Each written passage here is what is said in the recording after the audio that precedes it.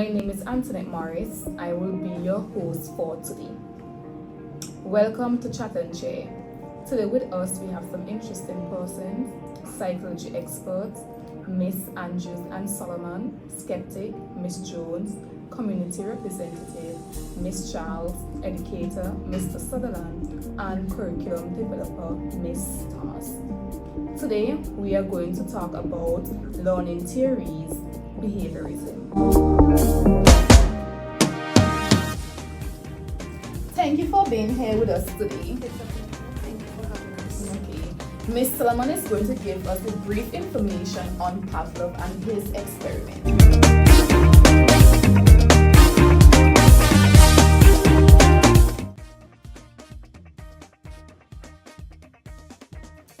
Before we move into talking about Pavlov experiment, we first have to talk about who is Pavlov. Pavlov was a Russian psychologist who was best known for his work in classical conditioning.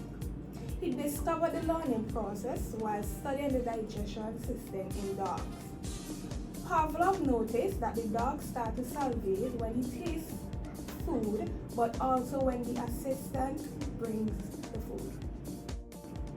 How does Pavlov contribute to behaviorism?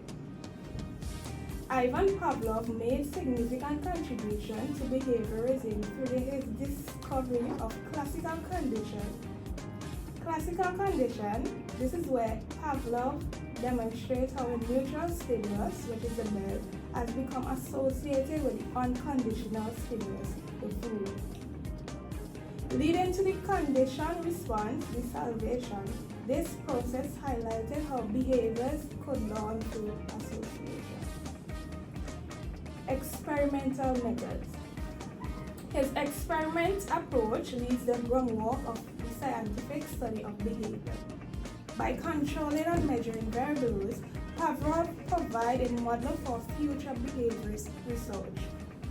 Pavlov findings influenced other behaviorists such as John B. Watson and B.F. Skinner, who expand on their ideas to develop theories of learning and behavior modification.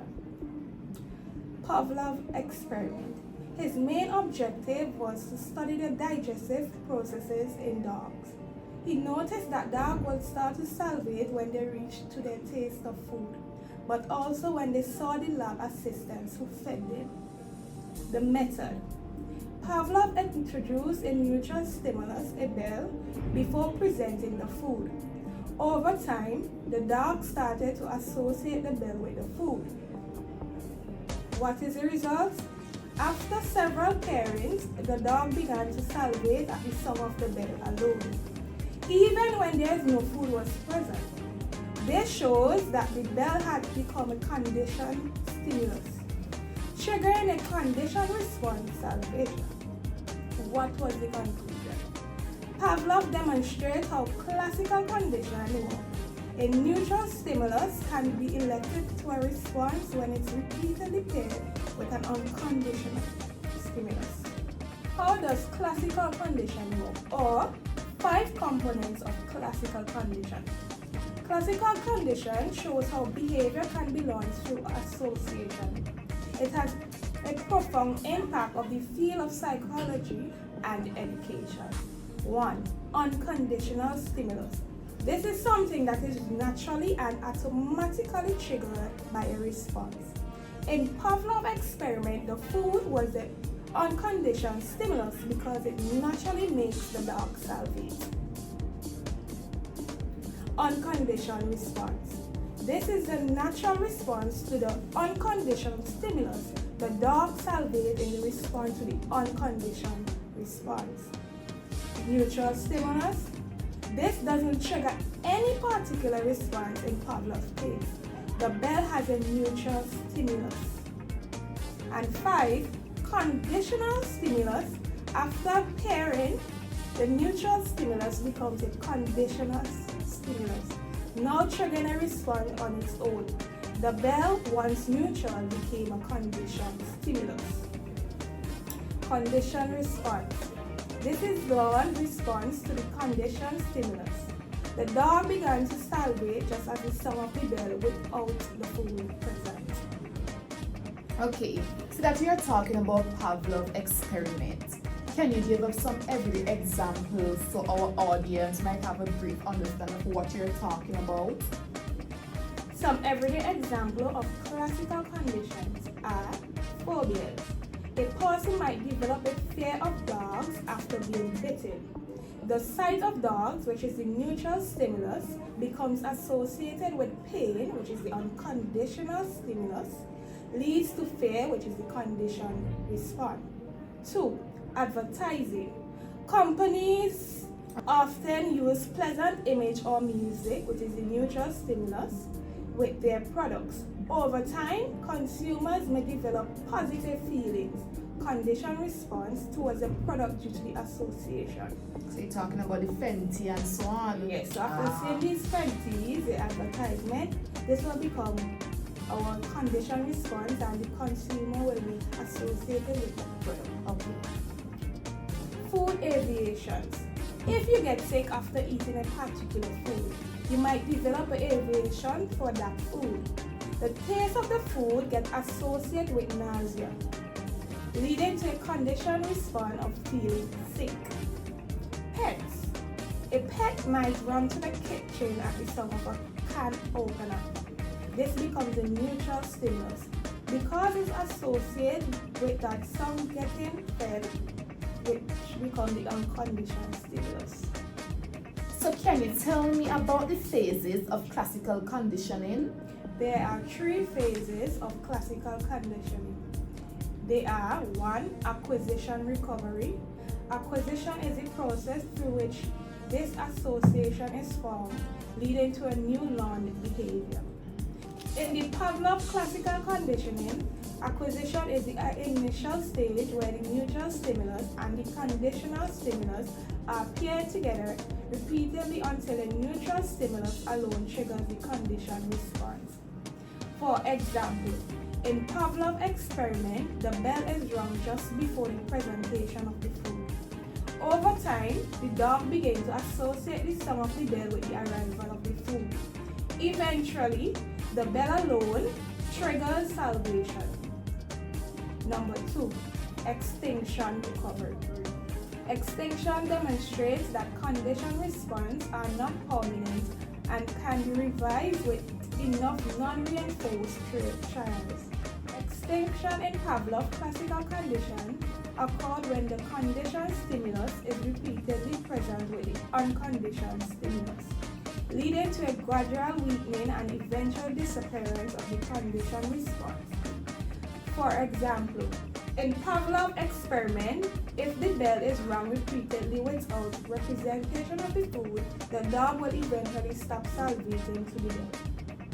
This process shows that the learned association with the controlled stimulus and the unconditioned stimulus can be unlearned when the conditioned stimulus is no longer paired with the unconditioned stimulus.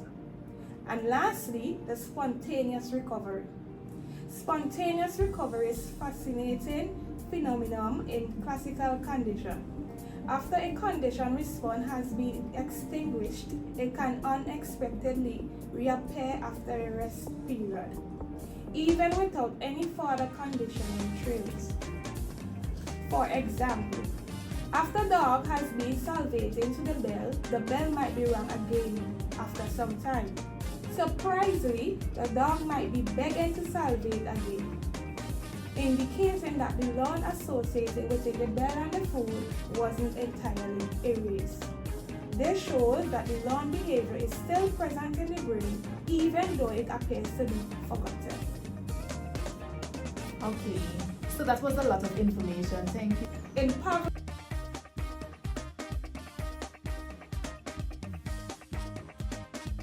Hi everyone, I am Miss Andrews. Today I will be speaking on B.F. Skinner. Bauhaus Frederick Skinner was an American psychologist and an influential exponent on behaviorism. Both him and Edward Thorndike studied the Watson's behavior theory in the lab. Skinner studied operant conditioning by conducting experiments using animals which he placed in a Skinner box This was similar to Thorndike's puzzle box. Although the law of effect was proposed by Thorndike, Skinner introduced a new term, reinforcement, and he is regarded as the father of operant conditioning. Let me explain to you what is operant conditioning. Operant conditioning is a learning method that employs rewards and punishments for behavior. Through operant conditioning, an association is made between a behavior and a consequence, whether negative or positive for that behavior. Now let's move into the Skinner box. A Skinner box for rats consists of a bar that is easy for the rat to press, a food dispenser that can give the rat a pellet of food, and a water dispenser.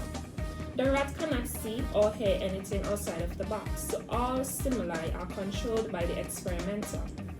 In some of the earliest experiments involving Skinner boxes, the apparatus was set up so that if the rat happened to press the bar, it would receive a food pellet.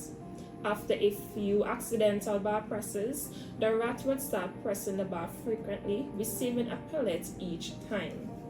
The food reward had conditioned the rat's behavior, strengthening bar pressing and weakening all other behaviors. At this point, the experimenter might do any of several things. The food dispenser might be set up so that several bar presses were then required to obtain food, or so that some bar presses produce food but others did not, or so that bar presses no longer produced food. In each case, the rat's behavior would be electronically recorded.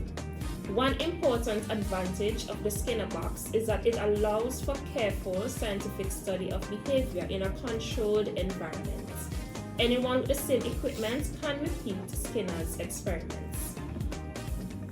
Now, as I would have mentioned earlier, B.F. Skinner contributed reinforcement to the development of behaviorism.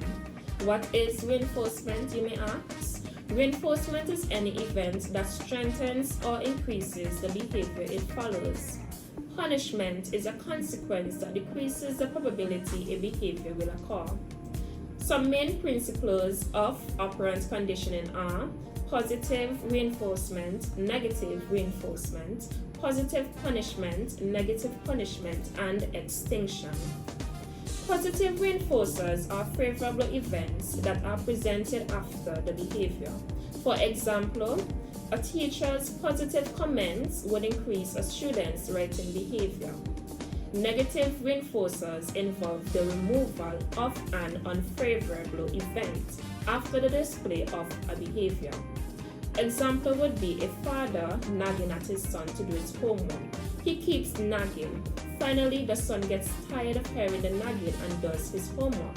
The son's response, which is doing his homework, removes the unpleasant stimulus, which is the nagging. One way to remember the distinction between positive and negative reinforcement is that in positive reinforcement, something is added. In negative reinforcement, something is subtracted or removed. It is easy to confuse negative reinforcement and punishment. Positive punishment, sometimes called punishment by application, presents an unfavorable event or outcome to weaken the response it elicits. Example, putting a child in timeout after they have hit someone. Negative punishment, also known as punishment by removal, occurs when a favorable event is removed after a behavior occurs. Example, taking away TV time after a failing grade. Finally, let us discuss the advantages and disadvantages of operant conditioning. Some advantages of operant conditioning are that the experiment with the Skinner box allows for careful scientific study of behavior in a controlled environment. Using positive and negative reinforcement methods may alter a child's behavior problems and the effectiveness in shaping desired behavior. Disadvantages of operant conditioning include dysregulated engagement of the students. In some cases, individuals may become dependent on external rewards, leading to a decrease in intrinsic motivation and autonomy. Also, operant conditioning may neglect cognitive, emotional, and social factors, offering an incomplete understanding of human behavior. Now, some people may wonder or question as to whether B.F. Skinner theory is still relevant today. Now, Skinner's remarkable legacy has left a lasting mark on psychology and a numerous number of fields, ranging from philosophy to education. While behaviorism is no longer a dominant school of thought, B.F. Skinner's contributions remain vital today. For instance, mental health professionals often utilize Skinner's operant techniques when working with clients. Teachers also frequently use reinforcement to shape behavior in the classroom. Even animal trainers rely heavily on B.F. Skinner's techniques to train dogs and other animals.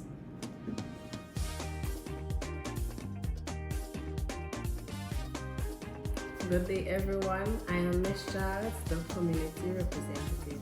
Today I will be speaking on behaviorist techniques in the home and in the community. Behaviorist techniques, rooted in the principles of behaviorism, focus on reinforcing desired behaviors and discouraging undesired ones through rewards and consequences. Their effects on students at home and in the community can be significant. Behaviorist techniques at home. Number 1. Improved behavior. Consistent reinforcement can lead to positive changes in behavior, such as increased compliance with rules and responsibilities. An example of improved behavior through consistent reinforcement could be a student who struggles with completing homework. A parent might implement a reward system where the student earns points for each assignment completed on time. Once they accumulate a certain number of points, they can exchange them for a preferred activity like a movie night or extra screen time. As the student consistently receives positive reinforcement for completing homework, they may begin to internalize the importance of responsibility, leading to increased compliance with homework tasks over time. This reinforces not only the behavior, but also their overall attitude towards academic responsibility. Number 2, skill development. Parents can use techniques like shaping and modeling to teach new skills from academic tasks to social interactions. An example of skill development through shaping and modeling might involve teaching a child to make a sandwich. Modeling.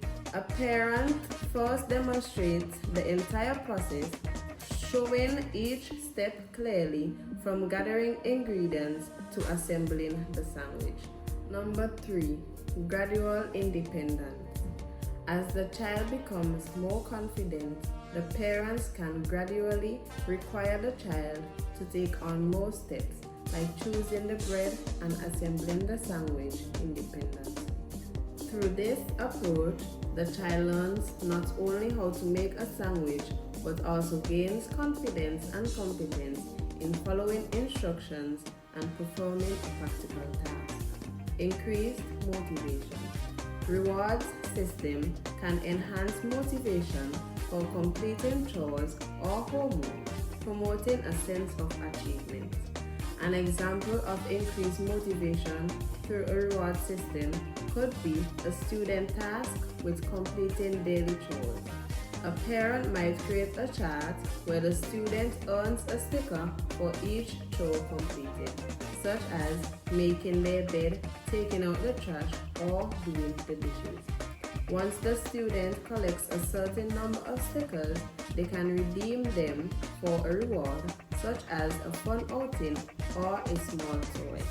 As the student sees their progress on the chart and experiences the satisfaction of earning rewards, they become more motivated to complete their chores consistently, fostering a sense of responsibility and achievement over time. Strain on relationships. Over-reliance on behaviorist techniques may lead to transactional relationships where interactions are based solely on rewards.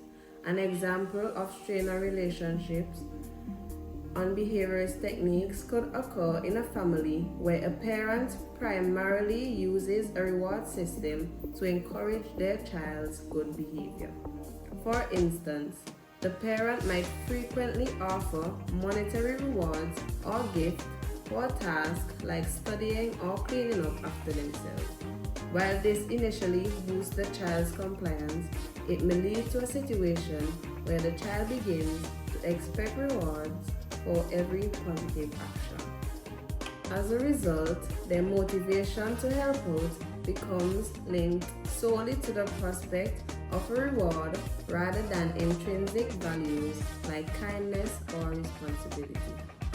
This can create a transactional dynamic where the child views their relationship with the parent as conditional, leading to potential resentment and the lack of genuine emotional connection. Limited critical thinking. A focus on reinforcement might discourage intrinsic motivation and critical thinking if students learn to perform tasks solely for rewards.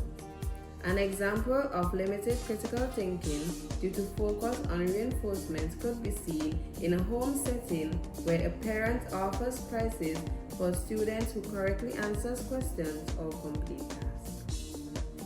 If students become accustomed to receiving tangible rewards for their performance, they may start to prioritize the reward over the learning process. For instance, a student might memorize answers just to earn points or prizes without engaging with the material or understanding the underlying concept. As a result, when faced with more complex problems that require critical thinking or creativity, tasks for which no immediate reward is given, the student may struggle or feel unmotivated to try, as they have not developed a genuine interest or intrinsic motivation to learn for the sake of learning. In the community, social skills enhancement. Behaviorist techniques can improve social interactions, helping students learn appropriate behaviors in various settings. Community involvement. Programs that employ these techniques can encourage participation in community service or group activities, fostering a sense of belonging. Behavior management. Communities may adopt behaviorist strategies in schools or after-school programs to address behavioral issues effectively. Reinforcement of social norms. Community programs can help instill societal values and norms through positive reinforcement. In summary, while behaviorist techniques can effectively shape behavior and promote skill development, they must be applied judiciously to foster intrinsic motivation and positive relationships in both home and community settings.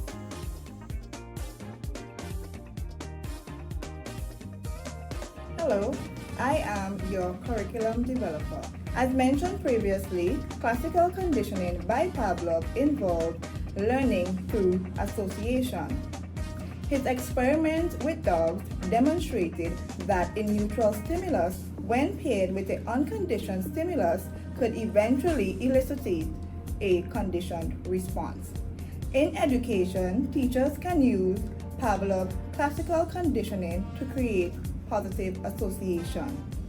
Instead of shouting at students to create fear, teachers can reward students when they perform well academically to develop a positive attitude towards learning. Also, teachers can practice consistent classroom routines. This will help students to feel secure and ready for learning. Skinner's operant conditioning involves learning through consequences. Skinner's experiment focused on how reinforcement, whether positive or negative, and punishment can shape behavior.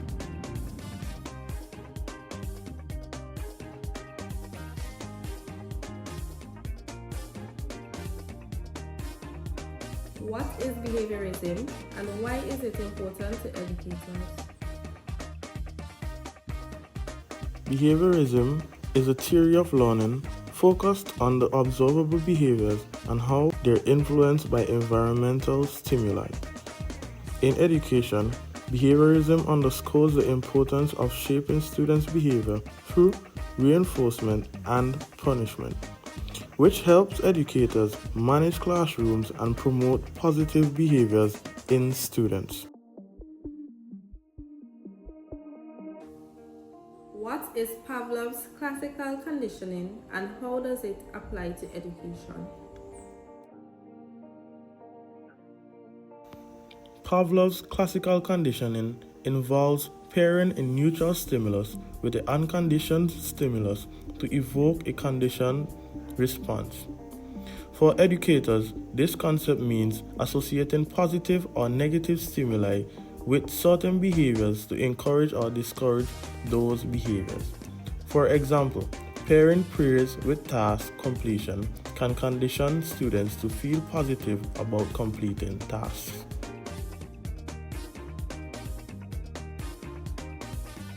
What is Skinner's operant conditioning and how can educators use it? Skinner's operant conditioning theory focuses on how behaviors are influenced by their consequences, such as rewards or punishment. In classrooms, teachers can use rewards like praise or extra playtime to reinforce desired behaviors, while removing privilege can discourage undesirable behaviors.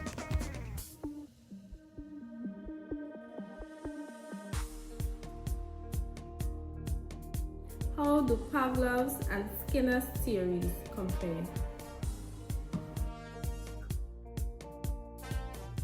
Pavlov's classical conditioning deals with the associations between stimuli and responses, while Skinner's operant conditioning is concerned with the relationship between behaviors and their consequences.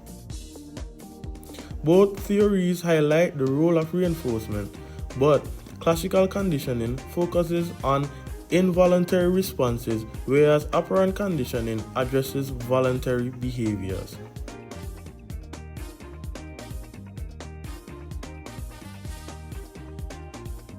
What are the modern implications of behaviorism for educators?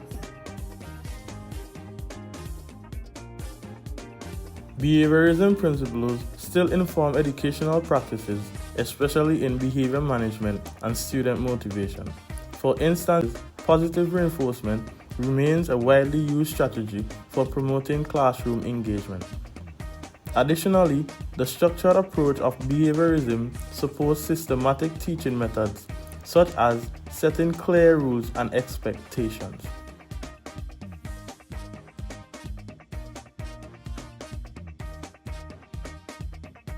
How can educators use behaviorism to create a positive learning environment? By applying behaviorist principles, educators can reinforce positive behaviors and set consequences for negative ones, thus promoting a respectful and structured learning environment. Techniques such as praise, reward, and clearly defined consequences help students understand expectations and encourage self-discipline.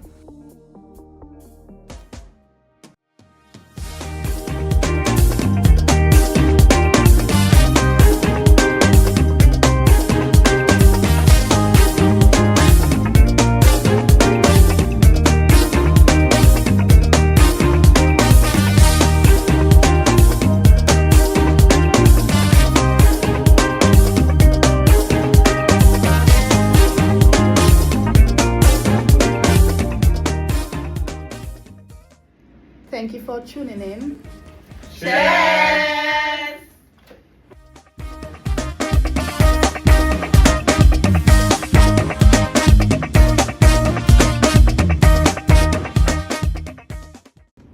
Hello, my name is Antoinette Mark. Bono man. Jelly, don't watch me now. Me hungry bad. Did it that day? Hello. No, we started. Come never go. Hold on. Alright, ready? Long time I'm Antoinette, you ready? get out there? Ready? So thank you for being with us here today. No problem. By controlling and measuring variables, Pavlov worked in By controlling and measuring variables. About Pavlov. I'm sorry. We call him and full name. We keep saying Pavlov. Ivan. Ivan. Pav. It did me head for saying You over. know, see, Let's go. already. Maybe a long time. You hungry? You must do pass when be young. My eyes hurting me. Warhorse Frederick Skinner was an American. Come on, JD. Was an American. But I know what you said. Yeah, that way you say. That's what you said. Yeah. No. Would I behave? Sorry. You sound like it's. The battery dead. I want Or we can eat something next. to.